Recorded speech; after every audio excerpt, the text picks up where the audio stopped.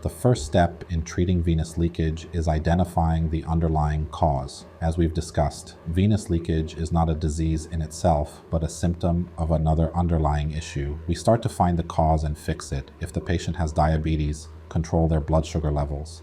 If the patient has high cholesterol, manage and reduce cholesterol levels. For patients with weak venous walls, provide treatments and supplements that strengthen the venous walls. If the patient is a smoker, advise them to quit smoking. Change lifestyle. A patient eating unhealthy food should start changing this. All these steps will help us. At the same time, I need to increase the elasticity of the tissues within the penis by prescribing medications that support this. These medications should repair tissues and help dilate the blood vessels in the penis.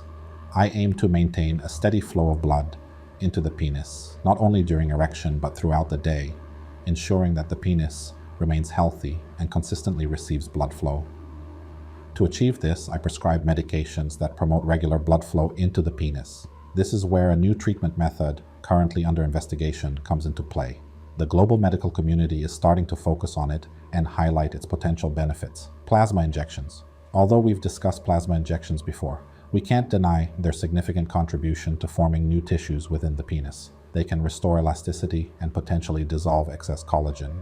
Many patients who undergo a course of plasma injection therapy, along with medications that repair tissues and lifestyle changes, start to see improvement. They may notice a return of spontaneous erections, normal in thickness of the penis, and a renewed responsiveness to treatments that had previously stopped.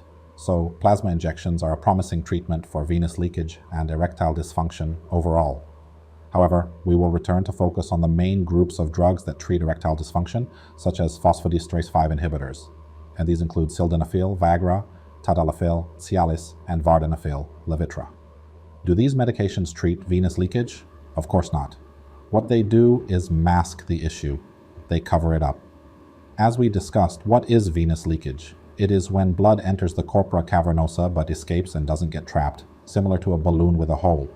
If I can't seal this hole, what do? I inflate the balloon more so that the rate of air entering is much greater than the rate of air escaping, allowing the balloon to become firm again.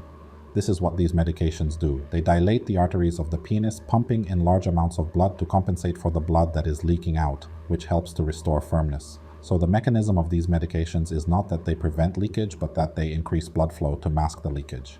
These medications work as long as the leakage is mild. However, when the degree of leakage increases, the patient needs to increase the dose. It's similar to the balloon idea. If the hole is small, a bit of extra inflation compensates, but if the hole gets bigger, the air escapes more quickly. We often compare this to a tire with a puncture.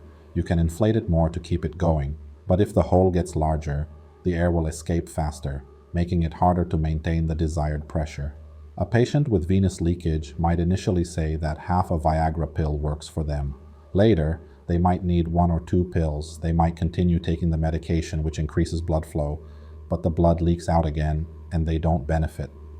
This describes the advanced stages of venous leakage. Even when we give the patient medication to support and repair the tissues and they change their lifestyle, they might say that Viagra, which had stopped working, is now effective again.